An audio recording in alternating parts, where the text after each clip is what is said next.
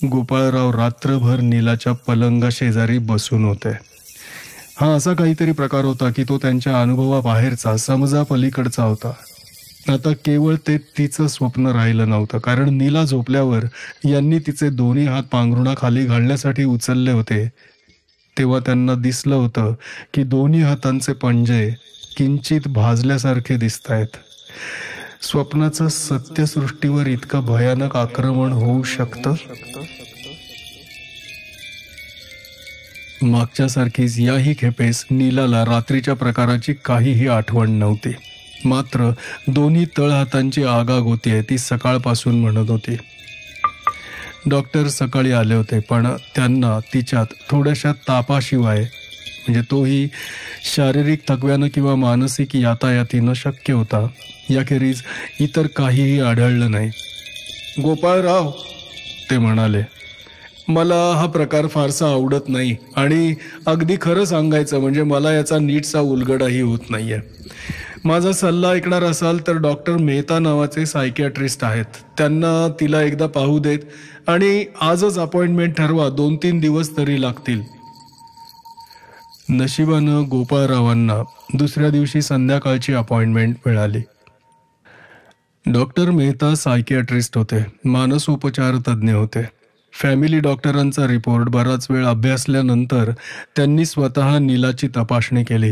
मग नीलाला तिच्या आईबरोबर बाहेरच्या खोलीत पाठवून देऊन मग ते म्हणाले, मिस्टर पानसे, तुमच्या मुलीला हा अटॅक येतो तेव्हा जर मला ते पाहता आलं तर काहीतरी निष्कर्ष काढता येईल. माझी एक सूचना आहे, नीलाला काही दिवस इथे झोपायला पाठवाल का? हे काही हॉस्पिटल नाही, तेव्हा तसा भरमसाठ रूम चार्ज वगैरे काही लागणार नाही. नुसत्या IQ किंवा इतरांच्या अहवालावरून मला काहीच सांगता येणार नाही. गोपाळराव त्याला तयार झाले. नीला डॉक्टर मेहतांच्या क्लिनिकमध्ये संध्याकाळची येऊ लागली. क्लिनिक भोवती सुंदर बाग होती, फुलझाडं होती, कारंजी होती, झोपाळा होता. तिला ते 5-6 दिवस परगावी घालवलेल्या सुट्टीसारखेच वाटले. पण 6व्या रात्री 12:30 वाजता पुन्हा नीलाला तो अटॅक आला. गोपाळरावांना जरा डुलकी लागली होती, पण मनाचा पहारा चाललाच होता. अनवाणी पावलांचा फरशीवरचा आवाज कानावर येताच ते टक्क जागे झाले. नीला खोलीतल्या खोलीत फिरत होती. तोंडातल्या तोंडात काहीतरी अस्पष्टपणे पुटपुटत होती. नीला, त्यांनी हलकेच हाक मारली. ती थांबलीही नाही, त्यांच्याकडे वळलीही नाही. ती तिच्याच नादात मग्न होती आणि एकाएकी तिच्या तोंडून ती आर्त किंचाळी आली, मम्मी. आणि मग लागोपाठ, mummy mummy mummy, hot hot hot, mummy hot. गोपाळरावांचं काळीच पोलादी पट्टीनं आवळल्यासारखं झालं. पुन्हा एकदा त्यांची नीला जगाची रेषा ओलांडून त्या भयानक अगम्य यातनांनी भरलेल्या प्रदेशात गेली होती. तिला यातना होत होत्या, तिला मदतीची जरुरी होती. तिच्या भ्रमाच्या, स्वप्नाच्या, कशाच्या तरी पोलादी पिंजऱ्यात ती अडकली होती, सुटण्यासाठी धडपडत होती. 1-2 सेकंदातच गोपाळराव खोलीबाहेर आले होते. समोरून धावत येणाऱ्या अटेंडंटला ते ओरडून म्हणाले, डॉक्टरांना बोलवा झटपट. मग डॉक्टर मेहता आले होते. खोलीच्या दारापासून नीलाचं निरीक्षण करत होते आणि नीलाचे हाल न बघवून गोपाळराव खोलीबाहेर गेले होते. थकून भागून नीला जमिनीवर निश्चेष्ट पडेपर्यंत डॉक्टर मेहता जागचे हल्लेही नव्हते. मग त्यांनी नीलाच्या शरीराला स्पर्श केला. तिच्या अंगात 3च्या आसपास तरी ताप होता आणि दोन्ही हातांची बोटं आणि तळवे कशानं तरी भाजले असावे तसे दिसत होते. डॉक्टरांनी हाताला मलम लावलं, नीलाला सेडेटिव्हचं इंजेक्शन दिलं आणि मग गोपाळरावांकडे पाहून मान हलवत ते परत आपल्या स्टडीत गेले. दुसऱ्या दिवशी त्यांनी नीलाला डिस्चार्ज दिला. तिला पुन्हा अटॅक आला तर वापरण्यासाठी निंबुटॉलच्या सपोजिटरीज दिल्या आणि मग इतर अँटीपायरेटिक, ॲनाल्जेसिक गोळ्या वगैरे. गोपाळरावांना त्यांनी डॉक्टरांसाठी दिलेल्या रिपोर्टात महत्त्वाचं एकच वाक्य होतं, सायकोसोमॅटिक किंवा सायकोजेनेटिक स्वरूपाचा हा विकार आहे. वय वाढत जाईल तसा कमी कमी होत जाईल अशी आशा आहे. पुन्हा सतत त्रास होऊ लागला तर माइल्ड किंवा डीप हिप्नॉसिस खाली तपासणी करावी लागेल. पण त्यांच्या स्वतःच्या डायरीतला अहवाल विस्तृत होता. तो इंग्रजीत होता. त्याचं स्थूल मराठी भाषांतर पुढे देतोय. सायकियाट्रिक कारणांनी आणि एपिलेप्सीमुळे येणारे अटॅक यांच्यात भेदभाव करणं फार कठीण आहे. नीला पानसेच्या कुटुंबात एपिलेप्सीची हिस्ट्री नाही.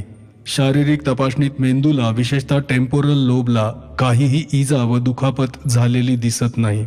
नीलाच्या हालचाली एखाद्या स्वप्नावस्थेतल्या असतील. नीला निद्रावस्थेत असते आणि या सर्व प्रकाराची तिला नंतर संपूर्ण विस्मृती होते. पण यामागे काय कारण असावं? प्रत्यक्ष अटॅक आला की स्वच्छ दिसतं की ती कुठून तरी बाहेर पडण्याचा प्रयत्न करते. वस्तूंना स्पर्श होताच त्या गरम असल्यासारखा आणि हात पोळल्यासारखा आविर्भाव करून ती मागे सरते. काही वेळा प्रत्यक्षात समोर नसलेल्या वस्तूपासूनही ती शहारून व घाबरून मागे सरलेली दिसते. खिडकीच्या काचांचं तिला विलक्षण आकर्षण आहे, पण काचेला हात लावता क्षणी ती दचकून मागे सरते. हेच सतत चालू असतं आणि सदा सर्व काळ ती रडत असते, ओरडत असते, विवळत असते. Mummy mummy mummy, hot hot hot. थकव्यानं, दमणुकीनं हालचाल अशक्य होऊन ती खाली कोसळेपर्यंत हे चाललं होतं. ही सुटकेची किंवा दूर जाण्याची धडपड हा कशाचा संकेत आहे? पूर्वीच्या अनुभवाचा एखादा ट्रॉमा आहे का? अपसरण आकर्षणाची, अट्रॅक्शन रिपल्शनची, प्रेम आणि द्वेषाची ही जी विसंगत कृती दिसते तिचं कसं स्पष्टीकरण मिळणार? या स्मृती जन्माआधीच्याही, मातेच्या गर्भाशयात असतानाच्या कालापर्यंतही मागे पोहोचतात का?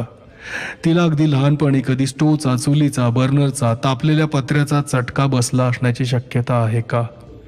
जागतेपणी तिला mummy mummy mummy, hot hot hot म्हणायला लावलं. आश्चर्य म्हणजे तिचे उच्चार ब्राह्मणी पद्धतीचे झाले. अटॅक खाली असताना तिचे उच्चार वेगळे, जन्मापासून इंग्रजी बोलणाऱ्या मुलीसारखे येत होते. नीलाच्या डिलिव्हरीच्या वेळी आणि त्याआधी 5-6 महिने सौ पानसे यांना कोणताही अपघात झालेला नाही. नीलाची डिलिव्हरी अत्यंत नॉर्मल झालेली आहे. फोर्सेप्स लावताना किंवा सिझेरियन सेक्शन घेताना एखाद्या स्टरलाइज केलेल्या गरम उपकरणाचा चुकून स्पर्श झाला असण्याची अपवादात्मक शक्यताही आता विचारात घेता येत नाही. अटॅक खाली असताना तिचा आविर्भाव खरोखरच एखाद्या बंद, तप्त किंवा जीव घेण्यात तापलेल्या अवकाशात असल्यासारखा होतो. तिचा चेहरा लाल होतो आणि तळहात व बोटे एखाद्या गरम पदार्थाच्या स्पर्शात असल्यासारखी पोळलेली असतात. हे शेवटचं लक्षण सर्वात गुंतागुंतीचं, मन चक्रावून सोडणार आहे. हा एक भौतिक परिणाम आहे, त्याला योग्य स्पष्टीकरण मिळालंच पाहिजे. मला वाटतं की येथे सध्याच्या वैद्यकीय ज्ञानाची सीमारेषा आहे. यापुढच्या विकार अनुभवांचं ज्ञान इतकं तोकडं आहे की अचूक निदान अशक्यप्रायच वाटतं. युंग यांची आर्चटाईपची कल्पना मनात येते. असं म्हणता येईल की नीला ज्या अनुभवातून जातीये तो तिचा स्वतःचा नाही, पण तो तिच्या मनात आला आहे. जी एक सामूहिक, वांशिक, सुप्त स्मृतींची, अव्यक्त अनुभवांच्या साठ्याची कल्पना आहे, ती इथे कितपत लागू पडेल? क्रोमोसोमचे रंगसूत्र जर शारीरिक वारसा पुढे वागवत असतील तर मग त्यातल्याच असंख्य दुव्यात काही इन्स्टिंक्टसाठी, प्रवृत्तीसाठी, वांशिक स्मृतींसाठी कशावरून राखून ठेवलेले नसतील. अर्थात हे आत्मचिंतन आहे. एक मानसोपचार तज्ज्ञ या नात्यानं मी हे विचार प्रकटपणे मांडू शकत नाही. अर्देसीरच्या त्या एका प्रश्नानं गोपाळरावांच्या डोळ्यांसमोरून हा सारा इतिहास सरकत गेला. त्या प्रकाराची त्यांनी धास्तीच घेतली होती. आता अचानकपणे त्याचा असा उल्लेख येताच ते दचकले. ते शेवटी म्हणाले, आपण मला संपूर्ण परके आहात. अशा प्रापंचिक आणि खाजगी गोष्टीत तुम्ही लक्ष घालणं अशिष्टसंमतच नाही का? आहे, पण त्याला कारणही तसंच जोरदार आहे. निदान माझं बोलणं ऐकून घेण्याचं तरी तुम्ही सौजन्य दाखवाल. सांगा तुम्ही, पण माझ्याशी त्याचा काय संबंध असू शकेल याची मला काही कल्पनाच येत नाही. गोपाळराव घड्याळाकडे पाहत जरा त्रासिकपणे म्हणाले, गोपाळराव, 3 वाडीच्या जवळ काही दिवसांपूर्वी एक विमान कोसळलं. त्यात 300च्या वर माणसांचे बळी गेलेत. गोपाळराव, त्या उतारूंमध्ये डेझी होती. माझी 6 वर्षांची मुलगी डेझी होती गोपाळराव. आणि ती? गोपाळरावांनी प्रश्न अर्धवटच ठेवला. होय, तीही स्वर्गवासी झाली. तिलाही निर्घृण काळानं आमच्यापासून हिरावून नेलं. आम्हाला ती एकुलती एक मुलगी होती गोपाळराव. मला मला अतिशय वाईट वाटलं हे ऐकून अर्देशीरनं आवाज परत काबूत आणायला काही वेळ कष्ट लागले. आम्ही आम्ही अपघातानंतर इथे आलो होतो. डेझीच्या मृत शरीराचा काहीही अवशेष आम्हाला मिळू शकला नाही. दुःखानं वियोगानं आम्हा दोघांना वेडच लागण्याची पाळी आली होती. आयुष्यात अर्थ नव्हता. सर्व जग एका प्रचंड स्मशानासारखं झालं होतं. आम्ही घराबाहेर पडत नव्हतो, कोणाला भेटत नव्हतो. आयुष्यात जशी काही एक भयानक पोकळी निर्माण झाली होती. आम्ही देवापाशी एवढीच प्रार्थना करत होतो की तिला मृत्यू आला असला तर तो अत्यंत शीघ्र, क्षणार्धात, विना यातना आलेला असावा. मला वाटतं पुरुषांना दुःख सहन करणं कमी कठीण जातं. कदाचित स्त्रियांपेक्षा ते कमी भावना प्रधान असतील. कदाचित बाहेरच्या विविध व्यापात ते दुःख जास्त सहजतेनं विसरू शकत असतील. माझ्या पत्नीचा तोल काही लवकर परत येईना आणि अशा मनस्थितीत माणूस विचारांची, तर्काची वाट सोडतो आणि विकारांच्या, श्रद्धांच्या, लोकापवादाच्या गोष्टींमागे लागतो. पण अशा व्यक्तीला दोष देण्याचा आपल्याला काय अधिकार आहे? प्रत्यक्ष तुमचा देव श्रीराम सुद्धा सीता वियोगानंतर वृक्षवेलींना कवटाळतच होता का नाही? मग मी माझ्या साध्या भोळ्या पत्नीला कसा दोष देऊ? गोपाळरावांना संभाषणाचा ओघ कुठे चाललाय हेच समजेना आणि तरीही समोरच्या दाम्पत्याचा कन्या वियोगाचा शोक इतका दारुण होता की अर्देशीरच्या बोलण्यात व्यत्यय आणण्यासही त्यांच्या मनाचा धीर होईना. गोपाळराव, मी तुमचा फार वेळ घेत नाही. माझ्या सांगण्याचा अर्थ एवढाच आहे की माझी पत्नी कोणाच्या ना कोणाच्या ओळखीनं या प्लॅनचेट, सियान्स असल्या प्रकारांच्या मागे लागली. माझा असल्या गोष्टींवर विश्वास नव्हता. आताच मी काही सांगू शकत नाही. एका संध्याकाळी मी घरी परत आलो तेव्हा शिरीन, माझी पत्नी, विलक्षण एक्साईट झालेली दिसली. तिच्या कोणत्या तरी सर्कलची त्या दिवशी मीटिंग झाली होती. त्या मीटिंगला लोरेन्झो नावाची एक गोवानीज मॅडम आली होती आणि शिरीननं अर्थात डेझीविषयी विचारलं. ती म्हणते की ही लोरेन्झी ट्रान्समध्ये गेल्यावर तिचा चेहरा एकदम बदलला. ते जाऊ दे. शिरीनला तिनं सांगितलं की डेझी प्रत्यक्ष शरीरानं नाश पावली असली तरी तिचा आत्मा नाश पावलेला नाही, तो इथेच घोटाळतोय. आणि आता ऐका गोपाळराव, डेझीचा आत्मा कधी कधी नीलाच्या, तुमच्या मुलीच्या शरीरात प्रवेश करतो. या विलक्षण आश्चर्यकारक विधानानंतर अर्देशीर गप्प बसले आणि गोपाळराव तर अवाक होऊन त्यांच्याकडे पाहतच राहिले. त्यांनी याची अपेक्षा खासच केली नव्हती. अर्देशीर पुढे बोलू लागले. अर्थात माझा यावर प्रथम विश्वासच बसला नाही, पण शिरीनची मनस्थिती इतकी नाजूक झालेली आहे की मला तिच्याशी अतिशय सांभाळून वागावं लागतं आणि केवळ तिच्या समाधानासाठी म्हणून मी पुढच्या खेपेस तिच्याबरोबर या सियान्सला गेलो. ही गोव्यानीज लोरेन्झोबाई शरीरानं बेढप, काळी, कुरूप आहे. खरोखरच तिच्यात जर काही अतिंद्रिय शक्ती असतील तर अशा कार्यासाठी देवानं मोठं विलक्षण पात्र निवडलंय असंच म्हणायला हवं. मी त्या बैठकीचं वर्णन करत नाही. लोरेन्झोनं सांगितल्याप्रमाणे आम्ही डेझीची एक आवडती बाहुली बरोबर आणली होती. ती मांडीवर घेऊन लोरेन्झो मागे रेलून बसली आणि पाहता पाहता ट्रान्समध्ये गेली. गोपाळराव, माझ्या शब्दांवर विश्वास ठेवा. त्या क्षणापर्यंत मी संपूर्ण पाखंडी होतो, पण त्यावेळी माझ्या डोळ्यांसमक्ष असा काही प्रकार घडला की आजवरच्या माझ्या सर्व श्रद्धा डळमळीत झाल्या आहेत. तर ती लोरेन्झोबाई ट्रान्समध्ये गेली आणि एका क्षणात तिचा चेहरा बदलला. प्लॅस्टिसिनच्या गोळ्याचा आकार जसा सहज बदलतो तसा तिचा चेहरा बदलला. चेहऱ्यावरचे अवयव क्षणभर एका वेगळ्या साच्यात दाबले गेले. त्या उबडधोबड काळ्या कुरूप चेहऱ्यावर क्षणभर मला माझ्या प्रिय डेझीचे अवयव दिसले. पण दुसऱ्या क्षणी तो चेहरा भयानक वेदनेत सापडल्यासारखा विकृत झाला आणि बेढप वयस्क लोरेन्झोच्या तोंडून एका बालिश किनऱ्या आवाजात एक आर्त केविलवाणी हाक आली. लोरेन्झो दोन्ही हात हवेत हलवत ओरडत होती, mummy mummy mummy, hot hot hot. Gopalrao, तो डेझीचा आवाज होता. माझ्या मनात काडीची ही शंका नाही की आत्ताच माझ्या डोळ्यांसमोर मी माझ्या लाडक्या डेझीच्या आयुष्यातले शेवटचे काही क्षण पाहिले होते. डेझी त्या जळत्या विमानात सापडली होती. तिच्या चारी बाजूंना आगीचा डोंब उसळला होता. ती सुटकेसाठी धडपड करत होती आणि आपल्या आईला हाक मारत होती, ओ हो हो डिअर डेझी. गोपाळरावांच्या मनाची अवस्था अवर्णनीय झाली. मनात इतके विविध विचार एकाच वेळी गर्दी करत होते की काही सुसूत्रता राहिलीच नव्हती. अर्देशीर अशा काही गोष्टी सांगत होते की त्यांच्यावर कोणाचाही सहजासहजी विश्वास बसणं फार कठीण होतं. पण ते दोघं प्रांजळ होते, प्रामाणिक होते, यात शंकाच नव्हती. पण त्या गोवानीज बाईचे शब्द, अगदी थेट नीलाच्या उद्गारांचीच नक्कल. आणि ती लोरेन्झो म्हणत होती की मृत डेझी कधी कधी नीलाच्या, त्यांच्या प्रिय लाडक्या अजाण निरागस नीलाच्या शरीरात वास करते. पण म्हणजे एखाद्या भूतानं पछाडण्याचाच हा प्रकार नाही का झाला? गोपाळराव, गोपाळरावांची चर्या कठीण झालेली दिसताच अर्देशीर म्हणाले, केवळ थोतांड किंवा अशक्य म्हणून ही गोष्ट हातोहात झिडकारून टाकू नका. माझं सांगणं अजून संपलेलं नाही, ते ऐका. काही वेळानं लोरेन्झो एक प्रकारच्या कोमात पडली. चेहऱ्यावर पाणी मारून नाकापाशी स्मेलिंग सॉल्टची बाटली धरून आम्ही तिला शुद्धीवर आणलं. ती बराच वेळ अशा अवस्थेत होती. मग काही वेळानं, सुमारे अर्ध्या तासानं ती नॉर्मल झाली.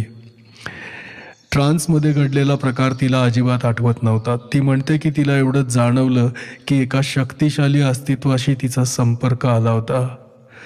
पुन्हा एकदा ती मला खात्री देऊन सांगायला लागली की डेझीचा आत्मा इहलोक सोडून गेलेला नाही. संधी मिळेल तेव्हा तो नीलाच्या शरीरात प्रवेश करतो. गोपाळराव, या गोष्टी समजायला कठीण आहेत. आपले नेहमीचे नियम इथे लागू पडत नाही. माझी अवस्था काय झाली हे मी शब्दात सांगूच शकत नाही. कदाचित मी लोरेन्झोच्या शब्दावर विश्वास ठेवलाही नसता, पण मला माझ्या पत्नीचा विचार करणं भाग होतं. लोरेन्झोनं जे वर्णन केलं ते तुमच्या मुलीशी हुबेहूब जुळणार आहे. गेली 15 दिवस माझी पत्नी आणि मी अपघाताच्या आसपासच्या भागात सकाळ संध्याकाळ फिरतो आहोत. आणि 2-3 दिवसांपूर्वी आम्हाला तुमची मुलगी नीला या घरातून बाहेर पडताना दिसली. मला माफ करा, पण गेले 2 दिवस आम्ही सतत तिच्यावर नजर ठेवून आहोत. नीलात आणि तुमच्या मुलीत काही साम्य आहे का? गोपाळराव म्हणाले, मुळीच नाही. पण मग समजा तुमच्या म्हणण्यात काही तथ्य आहे असं घटकाभर मानलं तरी तुमच्या मुलीनं किंवा तिच्या आत्म्यानं म्हणा, नीलाचीच निवड का करावी, याला काही कारण आहे का? गोपाळराव, मी एकदा सांगितलं ना, ती दुनियाच वेगळी आहे. तिथली कारणं आपल्याला माहीत नाहीत. हेतू अगम्य आहेत, परिणाम अकल्पनीय होतात. पण मी तुमची भेट घेतली त्याचं कारण अजून सांगायचंच आहे. आता माझ्या पहिल्या प्रश्नाचं उत्तर द्या. गेल्या काही दिवसात तुमच्या नीलाला असे काही अटॅक्स आले का? होय. निरुपायानं गोपाळरावांना सत्य तेच सांगावंच लागलं. त्याचं स्वरूप काय होतं? मिस्टर अर्देशीर, हे पहा. गोपाळरावांचा आवाज जरा चढायला लागला होता. Please Gopalrao, mister Panse, please. हात वर करत अर्देशीर म्हणाले, इथे आपल्या मानापमानाचा, खाजगीचा, शिष्ट अशिष्टाचा प्रश्न नाही. तुमच्या नीलाच्या शारीरिक सुरक्षिततेचाही हा प्रश्न आहे. नीलावर तर तुमचं प्रेम आहे ना? तिला काही इजा होऊ नये अशी तुमची इच्छा आहे? नीलाची सुरक्षितता, नीलाला काही होणार? गोपाळरावांचा राग क्षणार्धात पार विरघळला. हे काय नवीनच सांगत होते हे अर्देशीर? गोपाळराव प्लीज, आपण दोघेही पिते आहोत. दोघांच्या कन्या मोठ्या विलक्षण गुंत्यात सापडल्या आहेत. मला सांगा, मोकळेपणानं सांगा, नीलाला असे काही अटॅक्स आले होते का? त्याचं स्वरूप काय होतं? गोपाळरावांना सांगण्याखेरीज गत्यंतरच राहिलं नाही. नीलाला हा त्रास त्या विमानाच्या अपघाताच्या रात्रीपासूनच व्हायला लागलाय. ती रात्री अपरात्री उठते, भानावर नसते, खोलीत वेडीवाकडी धावत असते. तिला खोलीतलं सामान दिसतच नाही. ती सारखी खिडक्यांकडे, काचांच्या खिडक्यांकडे धावत असते, पण प्रत्यक्ष काचेला हात लागण्यापूर्वीच किंचाळून मागे सरते आणि ती तोंडानं सारखी ओरडत असते. काय? अर्देशीर अगदी हलकेच म्हणाले, तुम्ही ऐकलेत तेच शब्द, mummy mummy mummy, hot hot hot. Mrs अर्देशीरनी मान एकदम खाली घातली. त्यांच्या तोंडून अस्पष्ट असा हुंदका बाहेर पडला. अर्देशीरचा एक हात सहानुभूतीनं त्यांच्या खांद्यावर गेला. गोपाळराव, आपण आपले दोघांचे अनुभव खरे धरून चाललं पाहिजे. इथे काही वेगळ्याच शक्ती काम करतायत. शास्त्रावर विश्वास ठेवायचा झाला तर त्या अविनाशी आहेत. डेझीचा आत्मा तो यातना चक्रात सापडलाय. त्याची सुटायची धडपड चालली आहे, पण तो या नीलाच्या शरीरात कैदी होऊन पडलाय. सुटण्यासाठी तो धडपड करतो. त्या मृत्यूच्या अखेरच्या क्षणापाशी जातो आणि तुमच्या बिचाऱ्या नीलाला त्या शेवटच्या क्षणांच्या काही असह्य यातनातून निष्कारण पुन्हा पुन्हा जावं लागतं. पण हे कुठवर चालणार? गोपाळराव व्यथित आवाजात म्हणाले. डेझीचा आत्मा मुक्त होईपर्यंत. तुमच्या लक्षात येत नाही का? तो आत्मा ही कैद स्वीकारायला तयार नाही आणि आता त्याला सुटकेचा एकच मार्ग आहे, हा पिंजरा, नीलाचं हे शरीर नष्ट करणं. त्यासाठी तो तिला पुन्हा पुन्हा त्या वेदना चक्राच्या घडीतून फिरवतोय. बाप रे! पण यातून सुटकेचा मार्ग आहे. अर्देशीरांच्या आवाजात आता आत्मविश्वास होता. मी गप्प बसलेलो नाही गोपाळराव, मी यावर खूप वाचन केलेलं आहे. आता तुम्हाला या नीलाच्या कृती वेडाच्या झटक्यातल्या भयानक वाटतात, कारण ती एक आंधळी धडपड आहे. आपण त्याच्याशी संपर्क साधला पाहिजे, त्याला योग्य ती दिशा दाखवली पाहिजे, त्याला वाट करून दिली पाहिजे. प्रेमाच्या शक्तीनं, मायेच्या मोहिनीनं हा संबंध जोडता येईल, नीलाशी, डेझीशी. मी त्यातले 1-2 तज्ज्ञ आणू शकेल, फक्त मला तुमची परवानगी हवी. हो, नीलाच्या बरं होण्याचा प्रश्न आहे हा. थँक्यू. आणि आणखी एक, मी इथे शेजारीच हॉटेलमध्ये खोली घेतली आहे मुद्दाम. नीलाला जर तसा अटॅक आला केव्हाही, रात्रीच्या कोणत्याही प्रहरी, तरी मला ताबडतोब बोलवा. कराल तेवढं प्लीज? हो, बोलवीन, गोपाळराव म्हणाले. सैतान प्रकरण 8. फादर मायकल चर्चच्या मागच्या बाजूनं बाहेर पडला. त्याच्या नकळत त्याची पावलं 3 वाडीच्या दिशेनं वळली. शेतातल्या शॉर्टकटनं तो चालला होता. खालच्या भुसभुशीत मातीच्या बांधावरून मध्येच पाय घसरत होता. काही ठिकाणी मोठे दगड होते, त्यांना वळसा घालावा लागत होता, पण त्याचं खाली अर्धवटच लक्ष होतं. त्याच्या मनात विचार येत होता तो 3 वाडीचा, 3 वाडीतल्या रहिवाशांचा, विमानाच्या भीषण अपघातानंतर त्यांच्यात झालेल्या बदलाचा. कारण बदल झाला होता यात शंकाच नव्हती. सर्व उपनगरावरच एखादा काळपट धूसर पडदा ओढल्यासारखा झाला होता. डोक्यावर मोठं ओझं असल्यासारखे लोक वागत होते. सर्वत्र एक प्रकारचा अस्वस्थपणा होता, उदासपणा होता. अर्थात विमान अपघाताची दुर्घटनाच इतकी भीषण, अकल्पनीय होती की असा परिणाम अगदीच अनपेक्षित नव्हता. अपघात झाल्यानंतर मग जेव्हा सर्व मृतदेह एकत्र करण्याचा प्रयत्न केला गेला, तेव्हा एक भयानक गोष्ट उघडकीस आली होती. बहुतेक शरीरं पार छिन्न विछिन्न झाली होती. हात, पाय, धड, डोकं, इतर अवयव यांचा खच पडला होता. आता यांच्यावर अंत्यसंस्कार कोणत्या धर्माप्रमाणे करायचे? हिंदू धर्माप्रमाणे त्यांचं चितेवर दहन करायचं, का मुस्लिम धर्माप्रमाणे त्यांचं कपड्यात गुंडाळून दफन करायचं, का ख्रिस्ती चालीनुसार शवपेटीत घालून त्यांना जमिनीत पुरायचं? अर्थात भावना विकोपास कधीच गेल्या नाहीत, कारण हिंदूंची संख्या जास्त होती आणि इमाम शौकत अली आणि फादर मायकेल दोघंही सुशिक्षित, समंजस होते. शेवटी गावातर्फे सामूहिक दहन करण्यात आलं. मृतांचे नातेवाईक मोठ्या संख्येनं जमले होते, पण अपघातात सापडलेला त्यांचा कोणी जर ओळखण्याच्या पलीकडे गेला होता तर ते ताब्यात तरी काय घेणार, कुठे नेणार, त्याचं पुढे काय करणार? तेव्हा त्या सर्वांनीही या सामूहिक अंत्यसंस्काराला संमती दिली होती आणि त्या प्रचंड चितेतील काही भस्म, काही अस्थी घेऊन ते आपापल्या गावी रवाना झाले होते.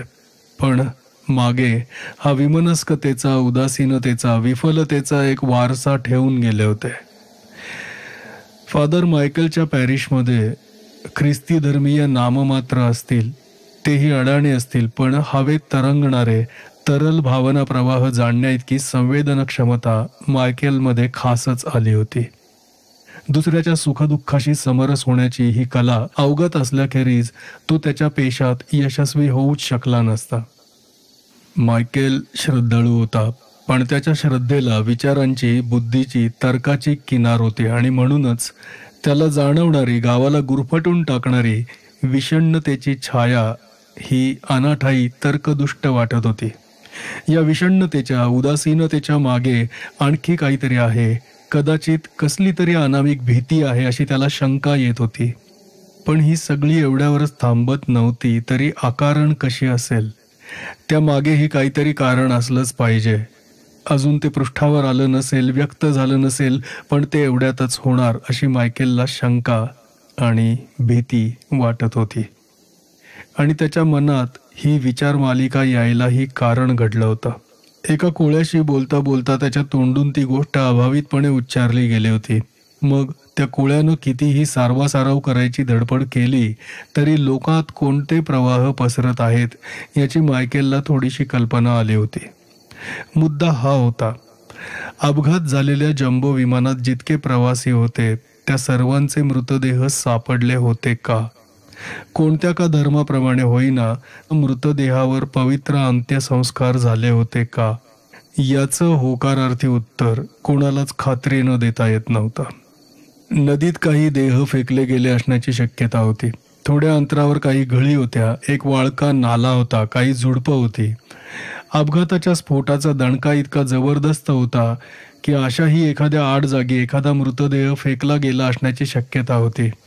आणि अशा न सापडलेल्या असंस्कारित मृतदेहांची लोकांना भीती वाटत होती. मानवाची, मृत्यूची अतिप्राचीन भीती. मायकेलची पावलं अभावितपणेच अपघाताच्या जागेकडे वळली होती.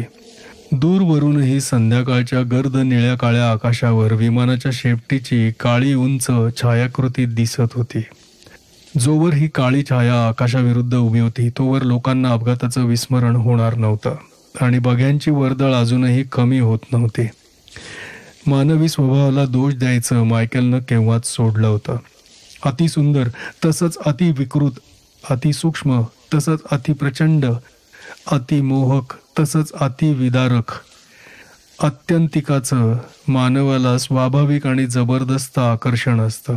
तेव्हा लोक त्यांच्या शेकड्यांच्या संख्येनं येत होते. लांबवरूनच जळके, मोडके, तुटके अवशेष पाहून अबब, बापरे, आईला, चकचक असे स्वभावानुरूप विविध उद्गार काढत होते, हळहळत होते. कोपऱ्यावर चहा, कॉफी, पान, बिडी, सिगरेट घेऊन परतत होते. त्यांची हळहळ, त्यांचं नवल क्षणभरात विरघळून जात होतं. जोवर बघण्यासारखं काही होतं तोवर ते येत राहणार. गावातल्या लोकांना त्रासही होत होता, व्यावसायिकांना 4 पैसेही मिळत होते. पण मायकेलला खात्री होती, 3 वाडीतल्या लोकांची आता तो सर्व प्रसंगच विसरून जायची इच्छा होती. सुरुवातीचा रोमहर्षकपणा आता गेला होता, पण सर्वत्र एक प्रकारचा ताण होता. तो स्वतःही त्याला अपवाद नव्हता. काहीतरी होण्याची, दिसण्याची अपेक्षा मनात होती. काही वेळा त्याला वाटे मानवातलंच एखादं सुप्त 6वं इंद्रिय तर त्याला या व्यवहारापलीकडच्या, अनुभवाबाहेरच्या काही अनिष्ट प्रवाहांची भावी पूर्वसूचना तर देत नसेल. दिव्याखालून जाता जाता त्यानं हातावरच्या घड्याळात पाहिलं. नुकतेच 9 वाजले होते. परत जावं का नाही याचा विचार करत तो उभा असतानाच जवळून कोठून तरी कोणाच्या तरी धावत्या पावलांचा आवाज त्याच्या कानावर आला. जे कोणी धावत होतं ते अडखळत स्वतःशी काहीतरी ओरडत धावत होतं. मायकेल चकित होऊन जागच्या जागीच उभा राहिला. आवाज कुठून येतोय, त्या शब्दात काही अर्थ आहे का यांची शहानिशा करण्याच्या प्रयत्नात त्याचा मेंदू असतानाच जरा पलीकडच्या बाजूनं दुसरा आवाज त्याच्या कानावर आला. एका स्त्रीची आर्त प्रदीर्घ किंचाळी. एकमेकांची संबंध जोडण्याची सवय असलेल्या त्याच्या मनानं पळणाऱ्या पावलांचा आवाज आणि ती स्त्रीची किंचाळी यांचा परस्पर संबंध जोडला. त्यांच्यातला कार्यकारण भाव कसाही असला तरी मनासमोर जे चित्र येत होतं ते मुळीच चांगलं नव्हतं, अस्वस्थ करणारं होतं. पण मनात हे विचार येत असतानाच मायकेल आवाजाच्या रोखानं पळत निघालाही होता. पायांची गती जलद होती, पण मनातल्या विचारांची गती तर त्यांच्याहून कितीतरी पटींनी अधिक तीव्र होती. असहाय्य दुर्बल जीवांवर अन्याय अत्याचार ही गोष्ट मायकेलच्या परिचयाची होती. अशा कितीतरी व्यथित जीवांना त्यानं आधार दिला होता. मानवाच्या त्वचेखालचा हा सैतान जरासा खरवडताच वर येतो. मायकेल स्वतःशी खेदानं विचार करत होता. त्यातलाच तर हा एखादा प्रकार नसेल ना. पण याही शंकेच्या खाली दडलेली दुसरी एक शंका मधूनच वर डोकावत होती. गेल्या काही आठवड्यात 3 वाडीवर जी एक छाया आली होती त्यात काही अमानवी जाणवत होतं. येशूचा, पवित्र देवपुत्राचा पुरातन शत्रू, अंधाराचा राजा, सैतान, अँटिख्राइस्ट मानवाच्या अधःपातनासाठी सतत टपलेला होता. त्याची तर अभद्र छाया 3 वाडीवर पडली नव्हती ना. शोकानं दुःखानं भयानं मानव क्षणभर भान हरपतो, सैतानाला प्रवेशाची हमी देतो. 3 वाडीजवळ तर एवढ्यात केवढा अनर्थ घडला होता. ही किंचाळणारी स्त्री अशाच एखाद्या भयप्रद प्रसंगात तर सापडली नसेल ना. क्षणभर थांबून मायकेलनं त्या आवाजाचा शोध घेतला. आवाज गुदामांच्या बाजूकडून येत होता. मधल्या एका वाटेनं मायकेल तिकडे धावत निघाला. तोच एका बाजूनं अंधारातून धावत धावत एक काळा आकार सपाट्यानं त्याच्या अंगावर आला. टॉर्चचा एकदम लख्ख प्रकाश मायकेलच्या चेहऱ्यावर पडला. बाप रे, मायकेल साहेब, चला, मी कॉन्स्टेबल शिंदे. संरक्षणासाठी वर घेतलेले हात मायकेलनं खाली घेतले आणि पुन्हा एकदा तो आवाजाच्या रोखानं निघाला. पण एव्हाना किंचाळण्याचे आवाज थांबले होते. यातून केवळ एकच निष्कर्ष निघू शकत होता आणि तो मनाला अत्यंत अस्वस्थ करणारा होता. मायकेलनं आपली गती आणखी वाढवली. मायकेल व मागोमाग शिंदे दोघं गुदामांच्या रांगेपाशी पोहोचले. शिंदे, तू त्या बाजूनं जा, मी इकडून जातो, घाई करायला हवी, मायकेल म्हणाला आणि न थांबता डाव्या अंगानं निघालंही. गुदामांच्या रांगेसमोरून लहान लहान रस्ते 3 वाडीत जात होते. रस्त्यांच्या तोंडापाशी दिव्यांचे खांब होते. एकेका रस्त्यात डोकावून पाहत मायकेल पुढे जात होता. 3ऱ्या रस्त्याच्या तोंडापाशी तो आला. एकच नजर आत जाताच तो गोठल्यासारखा जागच्या जागी खिळला. होली गॉड, तो स्वतःशीच पुटपुटला. त्याला जाणवलं की आपले हात पाय सर्व शरीरच थरथर कापतंय. जीभ कोरडी पडली आहे. हृदय छातीत धडधड करतंय. Holy mother of God, Michael पुन्हा पुटपुटला. दिव्याच्या प्रकाशाच्या कडेवर एक काळी गाडी होती. गाडीचं तोंड त्याच्या दिशेला होतं. गाडीच्या डाव्या अंगाला काहीतरी मोठं चकचकीत गुलाबी रंगाचं उभं होतं आणि वाकून गाडीच्या खिडकीतून आत पाहत होतं. गळ्यातला क्रॉस हातात घेऊन मायकेल पुढे निघाला. मनातल्या मनात तो सतत देवाचं नाव घेत होता. त्या गाडीपासून तो 10 पावलांवर आला. 5, 2, समोरचा देखावा तसाच राहिला, एखाद्या भीषण नाटकातल्या स्थिर दृश्यासारखा. Be gone in the name of Christ, Son of Holy God. Michael मोठ्यानं ओरडला आणि त्या शब्दांसरशी गाडीत वाकून पाहणारा चेहरा सावकाश सावकाश त्याच्या दिशेनं वळला. काही क्षण मायकेलचा मेंदू पुसून पार कोरा केल्यासारखा झाला. भीतीच्या तणावाखाली आधीचे सर्व संदर्भ पार तुटले होते. एक एक गोष्ट तो नव्यानं प्रथमच पाहत होता, नोंद करत होता. Be gone in the name of Christ, Son of Holy God. गुळगुळीत गुलाबी चेहरा, कचकड्याचा, निळे निळे डोळे, चेहऱ्याचा डावीकडचा सर्व भाग वितळून वाहत खाली आलेला, हास्यात विलग झालेले गुलाबी ओठ आणि मग पुन्हा डोळे, रागानं द्वेषानं मत्सरानं त्याच्यावर एकटक खिळलेले डोळे. आणि मग त्या रित्या विचारमार्गावरून सारासार विचारबुद्धी घोंगावत आली. हे काय होतं देवा? हे अभद्र भयानक ध्यान होतं तरी काय? मायकेलनं आणखी एक पाऊल पुढे घेतलं. हातातला क्रॉस पुढे केला. Be gone, creature of darkness, beast of the night, be gone. मायकेलच्या हातातला चकचकता क्रॉस त्या कचकड्याच्या चेहऱ्यापासून अगदी इंचावर होता. आता तो त्या कचकड्याला टेकणार तोच तो चेहरा मागे सरला. ती सर्व आकृतीच मागे सरली. त्या शेवटच्या क्षणीही मायकेलला अशी शंका आली की जे काही आलंय ते त्याच्या येशूच्या क्रॉसला भ्यायलेलं नाही. आत्ता मागे सरतय कारण आत्ताची वेळ सोयीची नाही म्हणून फक्त. तो चेहरा नकारार्थी मान हलवत मागे सरला आणि एकदम ते कचकड्याचं सर्व शरीरच अंधारात दिसेनासं झालं. त्या बाजूनं एक खर्जातला खतखत्ता घाणेरडा हसण्याचा आवाज तेवढा आला. हसण्याचा आवाज संपतो तोच मागून शिंदे धावत धावत हजर झाला. तिकडे काही नाही मायकेल साहेब. तो एकदम थांबला. बाप रे. दार उघड शिंदे, गाडीत कोणीतरी आहे, मायकेल म्हणाला. दार उघडून शिंदेनं टॉर्चचा प्रकाश आत टाकला. अरे, ही तर देशपांड्यांची लता, तो म्हणाला. लता आत शुद्ध हरपून पडली होती. तिला खांद्यापाशी शिंदेनं स्पर्श केला मात्र एखादा विजेचा धक्का बसल्यासारखी ती दचकली आणि त्या दोघांकडे पाहू लागले. शिंदेनं हात पुन्हा पुढे करताच लता मागे सरत मोठ्यानं किंचाळली. मायकेलला दिसलं की ती अगदी हिस्टेरियाच्या कडेवर होती. तो गाडीच्या डाव्या बाजूला गेला आणि त्यानं गाडीचं दार एकदम उघडलं. लता भयातीर एकानं किंचाळली पण लागलीच. त्यानं तिला तिचा दंड धरून बाहेर ओढली आणि डाव्या हातात दंड धरून उजव्या हातानं तिच्या डाव्या उजव्या गालावर पटापट चापट्या मारायला सुरुवात केली आणि दर चापटीच्या वेळी तो म्हणत होता, लता, लता, ऐक, आम्ही तुझे मित्र आहोत. लता, लता, भानावर ये. 3-4 मिनिटांनी लताचे विस्फारलेले डोळे मिटले आणि ती मायकेलला टेकून उभी राहिली आणि स्फुंदून स्फुंदून रडायला लागली. मायकेल मग म्हणाला, लता, तू गाडीत एकटीच कशी? तुझ्याबरोबर कोण होतं? तो विक्रम होता ना. आणि मग तिला एकदम काहीतरी आठवलं. मायकेलचे दोन्ही दंड हातांनी धरून ती भयचकित नजरेनं इकडे तिकडे पाहायला लागली. ते कुठे गेलं? ती घोगऱ्या आवाजात पुटपुटली. काय? ते कचकड्याचं बाहुलं. ते गाडीवर कल्लं होतं. गाडी गदागदा हलवत होतं. आत पाहून हसत होतं. आई ग. विक्रम कुठे आहे? तो मला एकटीला सोडून पळून गेला. भ्याड लेकाचा. लता, तू आता या शिंदे बरोबर घरी जा. ते तुझी काळजी करत असतील ना. आणि बरं वाटत नसलं तर तुमच्या डॉक्टरांना बोलावून घे, नाहीतर त्यांच्याकडून काहीतरी झोपेचं औषध घे. जा बाळ.